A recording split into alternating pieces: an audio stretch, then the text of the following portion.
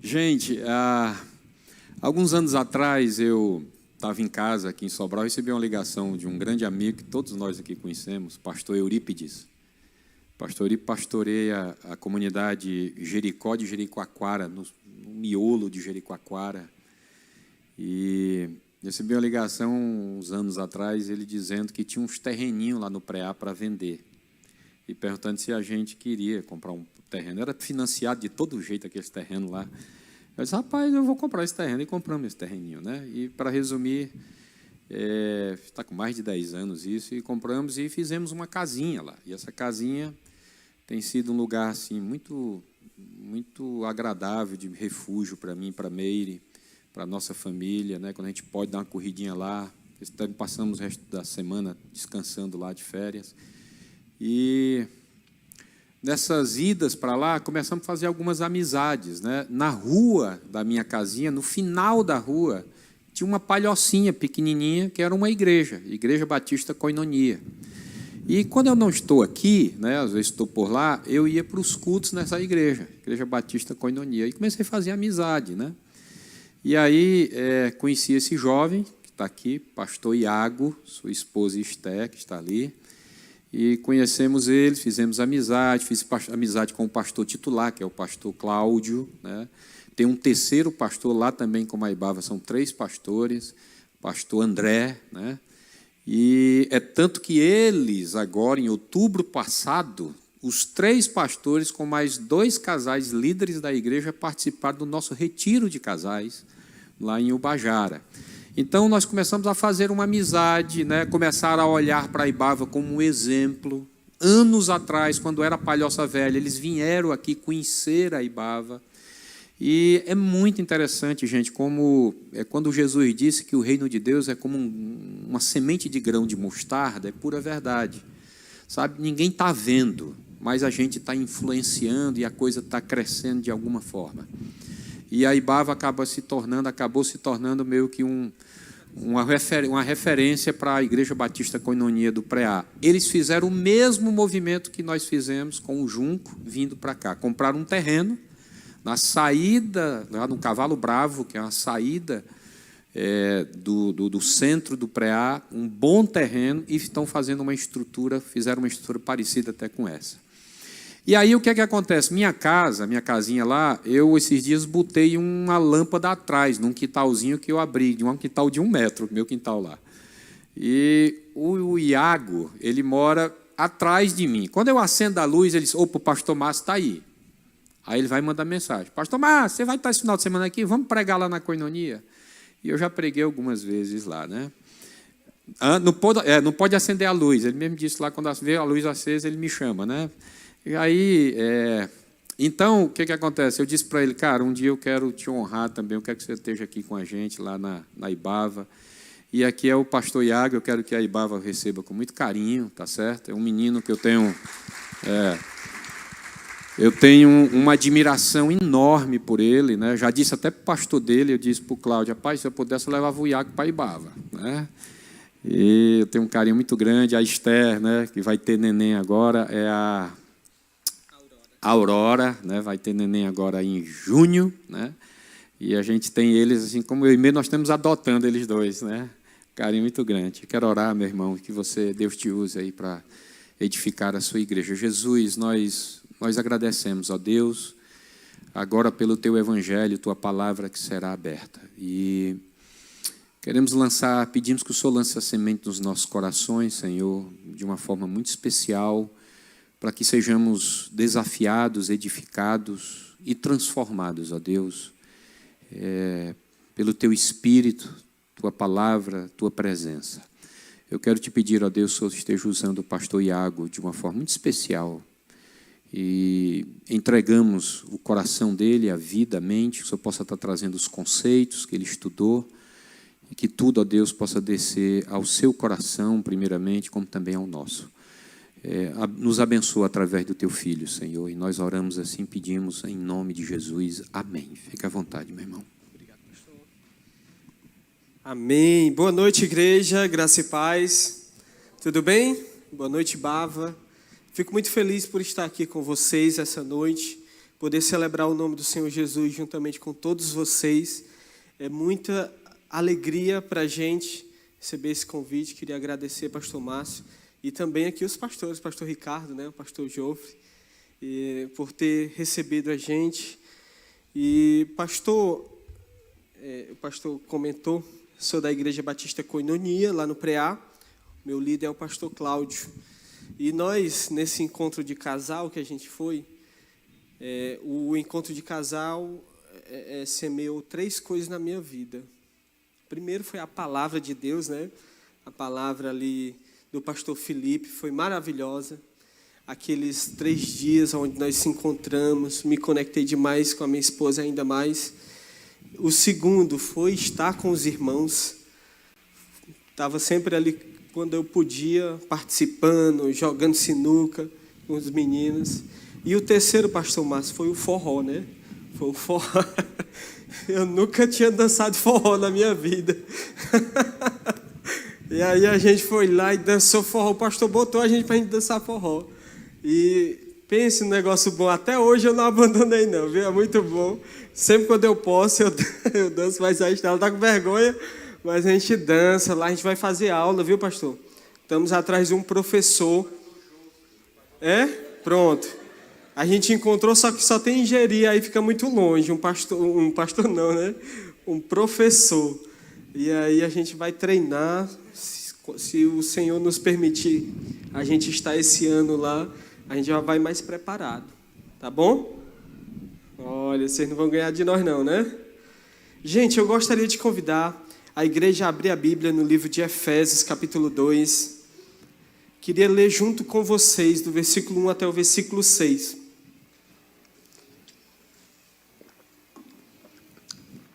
Hoje nós vamos falar sobre esperança. E eu queria dizer que nós não podemos perder a esperança em Jesus. Jesus é a nossa esperança.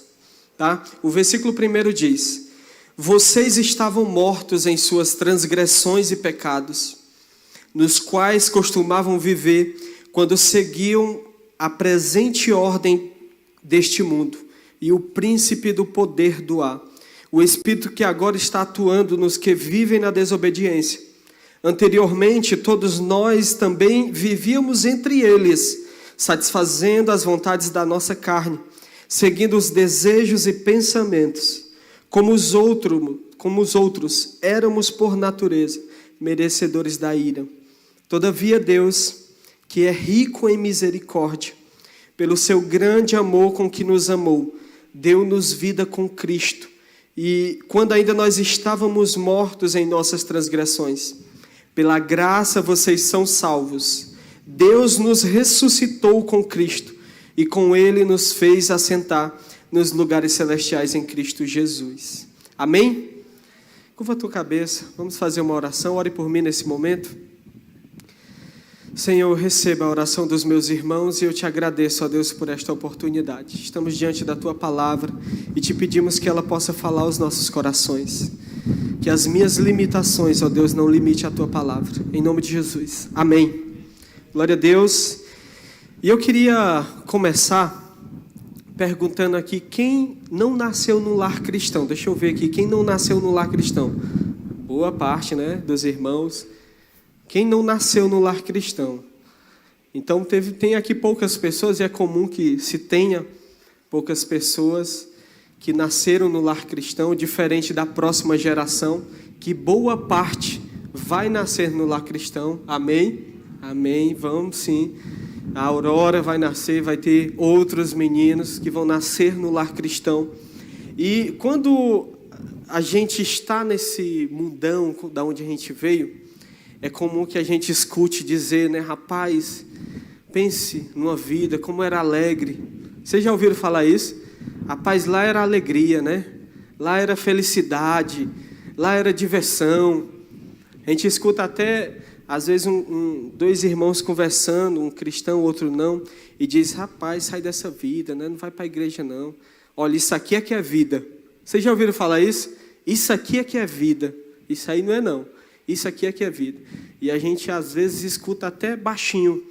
O irmão chega para o outro e diz assim, ô, saudade. Vocês já ouviram falar?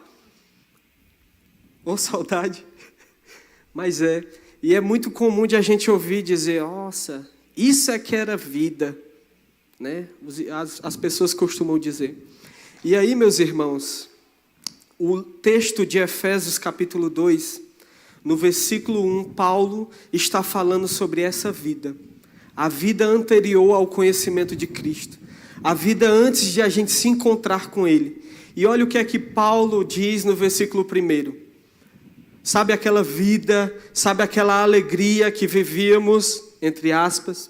Sabe aquela diversão? Olha o que é que Paulo diz que era essa vida. Versículo 1. Vocês estavam mortos em suas transgressões e pecados.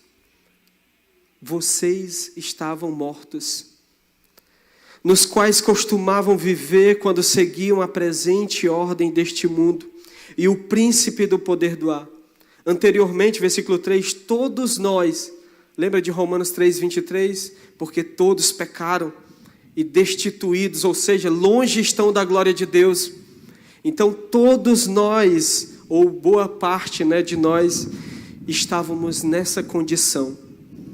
Enquanto alguns dizem que, nossa, como era bom, nossa, isso é que é vida, Paulo diz, na verdade, isso não é vida, isso era morte. Nós estávamos mortos em nossas transgressões e pecado. Mas a palavra de hoje fala sobre esperança e sobre vida, não é mesmo? E aí você deve estar me perguntando, onde é que entra a vida e a esperança nesse texto? Exatamente no versículo 4. Olha só, versículo 4 diz, todavia Deus, ou em outra versão, vai dizer, mas Deus. Então nós estávamos mortos em nossas transgressões e pecados, mas Deus. Nós estávamos perdidos, mas Deus. Nós estávamos longe de Deus, mas Deus, que é rico em misericórdia, pelo seu grande amor com que nos amou, sabe o que foi que Ele fez? Ele nos deu vida. Ele nos deu vida. E aí outro texto vai dizer que essa vida não é qualquer vida, mas vida com abundância. Então Deus nos enxergou no nosso pior momento. Deus nos enxergou nas veredas tortas da vida que nós escolhemos viver. Os seus olhos nos alcançou e nos tirou. E Ele nos deu vida. Vida. Então, gente, Igreja Batista Ibava, Vale do Acaraú, a nossa esperança, apesar de eu me incluir também, a nossa esperança, ela não pode estar num benfeitor. A nossa esperança não pode estar num pastor. A nossa esperança, ela não pode estar no prefeito da cidade. A nossa esperança não pode estar no governador do estado do Ceará. Não pode estar no presidente, se é esse, se é o próximo. A nossa esperança, ela precisa estar em Jesus. Em Jesus, apenas nele. E porque Jesus é a nossa verdadeira esperança. E Ele é a verdadeira esperança não só para mim, nem só para você, não só para aqueles que estão dentro da igreja, mas Ele é a verdadeira esperança para todos à nossa volta. O nosso vizinho, o nosso amigo, aquele que mora próximo de nós, aquele amigo da escola. Jesus, Ele é a esperança para todos à nossa volta. Amém? E é essa esperança que eu gostaria de falar aqui essa noite. Nós não podemos perder a esperança em Jesus, porque Jesus, Ele ainda encontra vidas e Ele ainda transforma vidas. Hoje, Ele ainda transforma vidas. Alguém crê? Amém? Amém. Glória a Deus. Então ainda há esperança para você que chegou aqui essa noite, não sabe como veio, porque veio, ainda está um pouco perdido. Ainda há esperança. Ainda há esperança para aquele que está jogado e largado lá na rua de Sobral. Ainda há esperança. E este ano, o ano de 2026, a Igreja Ibava escolheu falar sobre a restauração a renovação da esperança em Jesus. Em Jesus. E quando se fala de renovar a esperança, alguns irmãos podem falar, pastor Iago está certo. Está certíssimo. Nós não podemos perder a esperança, igreja. Você pode pensar assim, rapaz, não podemos perder a esperança. É verdade. Nós não podemos perder a esperança naquela promessa que foi nos dada, daquele carro que foi prometido para a gente receber, daquele dinheiro que está chegando, daquele cargo que foi nos dado. A gente não pode perder a esperança nisso. Alguém pensou assim? A gente não pode perder. E amém, igreja. Se você pensa assim, se isso passou pela sua cabeça, amém. Não perca a esperança nisso também. Mas o Senhor Jesus, Ele quer nos levar para um outro nível. E este ano, nós não podemos perder a esperança, mas a esperança que Jesus vai restaurar vidas. Essa esperança não pode sair do nosso coração. Jesus vai restaurar vidas. E Ele vai restaurar vidas através de mim. E Ele vai restaurar vidas através de você. Do Espírito Santo que habita em nós, dessa palavra que está nos transformando. Ele vai renovar vidas através de mim e de você. Não diga nós. Sabe por quê? Porque quando a responsabilidade é de todo mundo, não é de ninguém, né? Não é verdade? Quando a responsabilidade é de todo mundo, não é de ninguém. Depois, em uma outra oportunidade, eu quero vir aqui contar uma história, pastor. A história do cachorro que tinha 10 donos e morreu de fome. Viu? Em um outro momento. Depois, eu acredito que vocês já conhecem essa história, né? O cachorro que tinha 10 donos e morreu de fome. Como é que pode um cachorro ter 10 donos e morrer de fome? Responsabilidade. Quando a responsabilidade é de todos, ela não é de ninguém. Então Jesus, Ele quer restaurar vidas. Ele quer renovar a nossa esperança nisso, que Ele restaura vidas. E Ele quer através de mim e de você. Amém? Glória a Deus.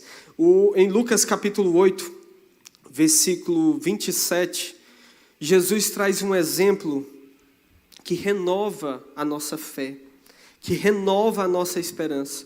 Jesus vai falar no capítulo 8 de Lucas a respeito da transformação e do encontro com um homem que era um endemoniado. A gente só sabe isso a respeito dele, que era um endemoniado daquela cidade, de Gadara. Jesus então chega naquela cidade, e aquele homem vem ao encontro de Jesus. E aí no versículo 27 diz, quando Jesus pisou em terra, foi ao encontro dele um endemoniado daquela cidade. Olha só a observação. Foi ao encontro dele um endemoniado. A segunda parte do versículo.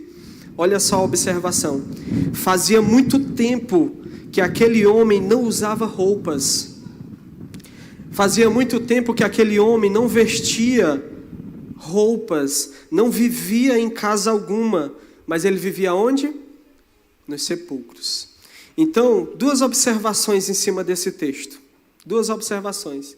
Quando Jesus chegava numa cidade, numa aldeia, numa comunidade, as pessoas que tinham perdido a esperança na vida, na saúde, que estavam ao léu, tinham perdido totalmente a esperança.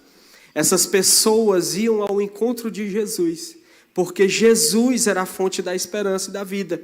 Então nós temos inúmeros exemplos na Bíblia de pessoas que tinham perdido a esperança e vão ao encontro de Jesus.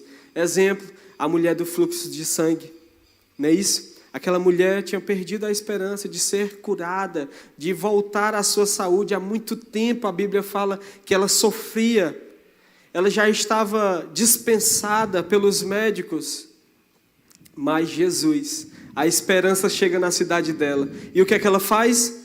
Vai ao encontro de Jesus. Não, eu quero pelo menos tocar na borda do seu manto. E ela se enfia no meio das pessoas e ela toca. E a vida entra novamente nela. A esperança volta novamente para ela. Nós temos inúmeros exemplos. A filha de Jairo, o oficial, onde o seu filho está doente. Jesus lança uma palavra, ele vai lá até Jesus com fé, e Jesus lança uma palavra que atravessa quilômetros e quilômetros de distância, até encontrar o filho dele e restaurar a sua saúde. Nós temos o exemplo de Marta e Maria, que estava com o seu irmão doente, muito doente, e manda chamar Jesus. Jesus, passa aqui na nossa casa, traz de volta a esperança. Jesus demora, quando chega lá, o jovem já era morto e fedendo.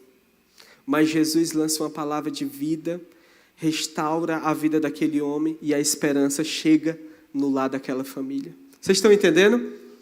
Glória a Deus. Então, quando Jesus chegava no lugar, a esperança chegava. As pessoas iam ao encontro dele, porque viam nele a fonte da esperança.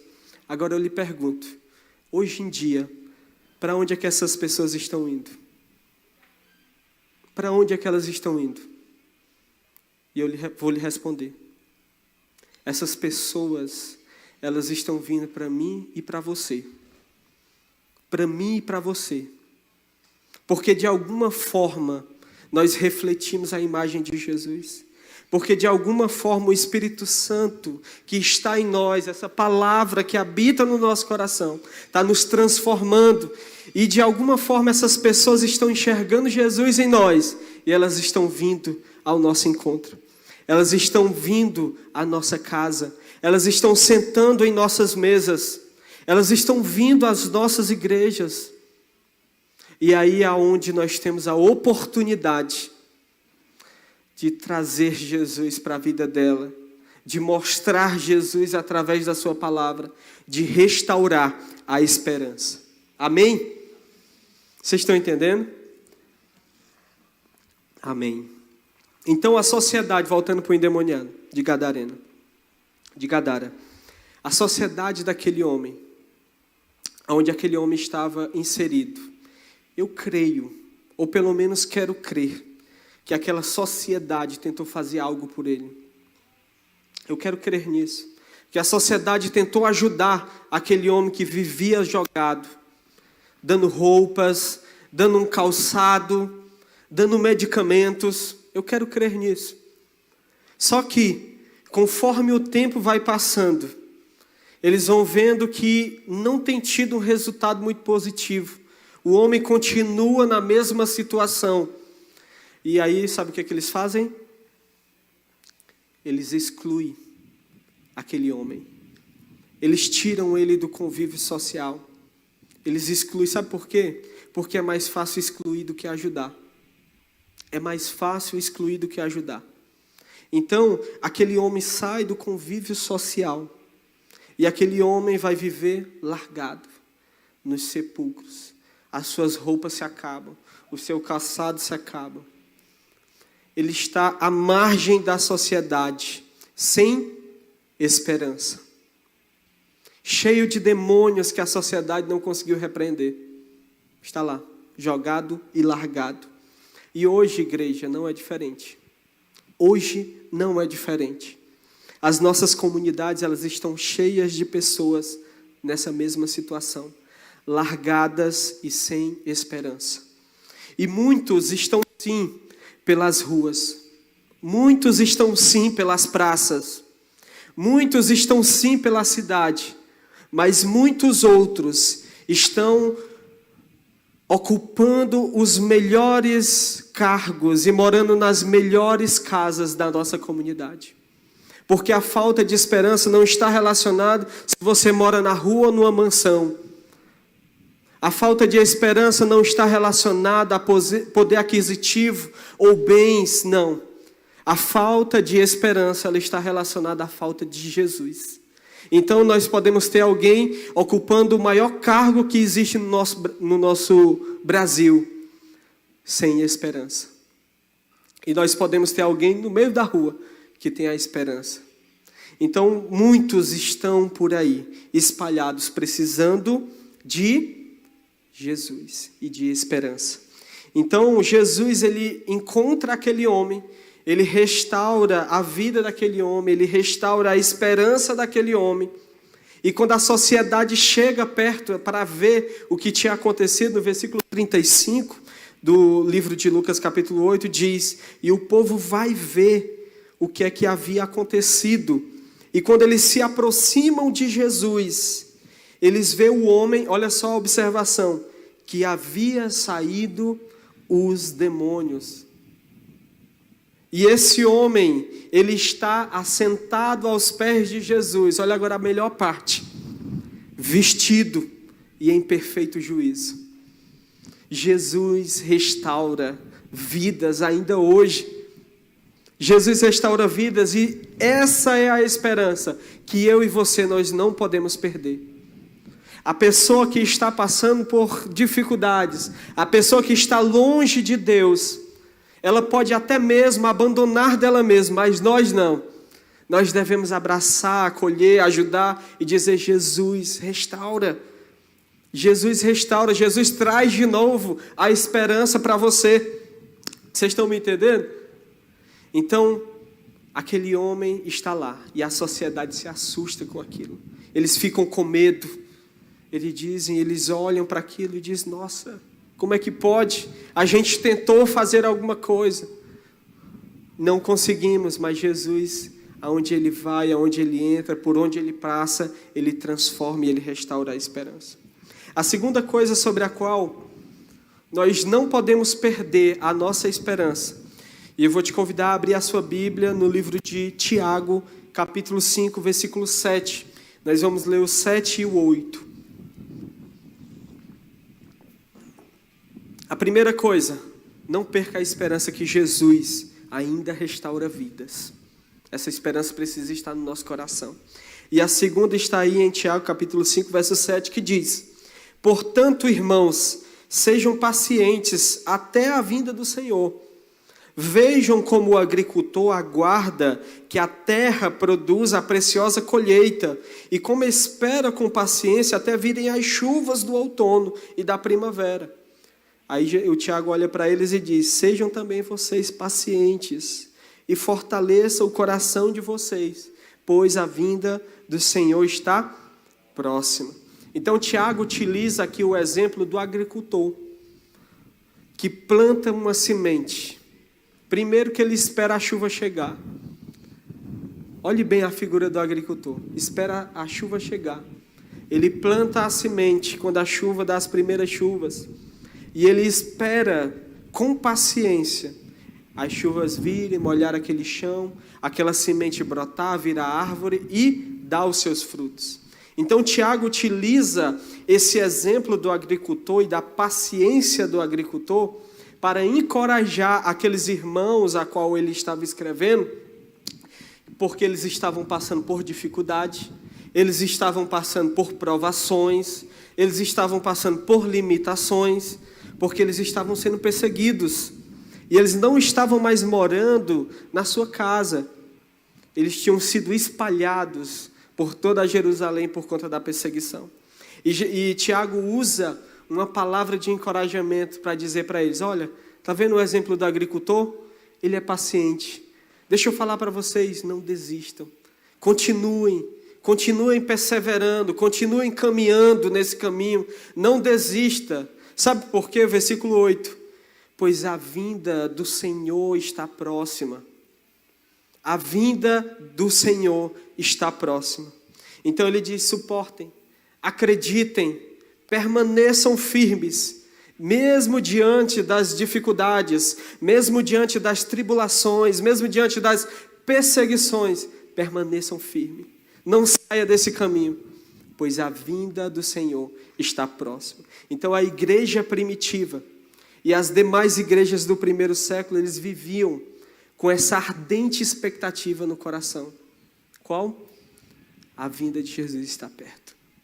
Eles viviam com isso. E eles suportavam a dor, e eles suportavam a limitação, porque eles acreditavam que Jesus estava chegando. Vocês estão me entendendo?